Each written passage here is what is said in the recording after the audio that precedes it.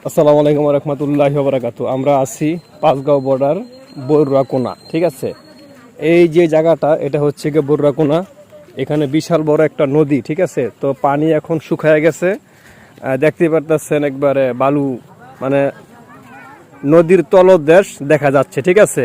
ওই দিক কিন্তু বর্ডার ইন্ডিয়া, ঠিক আছে। একেবারে চোখের সামনে কিন্তু বর্ডার। আমরা এখন পাঁচগাঁও একেবারেই বরুয়াকোনার শেষ সীমান্তে, শেষ বর্ডারে আমরা আছি। এখন আমরা ওই পারে যাব। আইসা দেখি এখানে মানুষ দেখতে পারতেছেন কিভাবে তারা পার হচ্ছে, ঠিক আছে।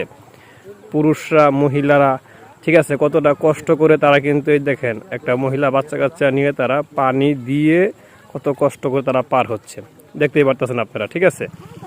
খুবই খুবই কষ্টদায়ক, ঠিক আছে। এখানকার মানুষ কিন্তু তারা এইভাবেই পার হয়, অনেকটাই কষ্ট করে পার হয়, ঠিক আছে। দেখতে পারতেছেন কত সুন্দর একটা ঘোড়া, ঠিক আছে।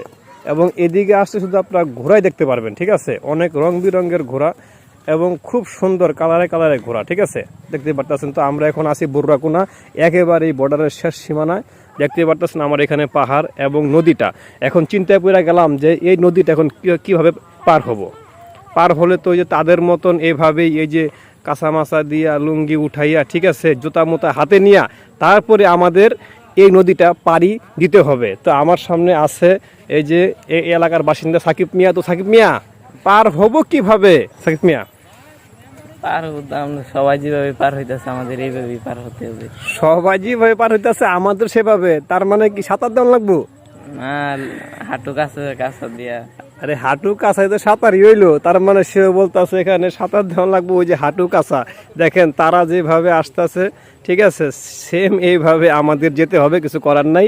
চলেন আমরা বরুয়াকোনায় আইসা পুরা ফাইসা গেছি গা, ঠিক আছে। চলেন আমরা সামনের দিকে আগাই। অনেক মানুষ আসছে এখানে, দেখতেই পারতেছেন, ঠিক আছে।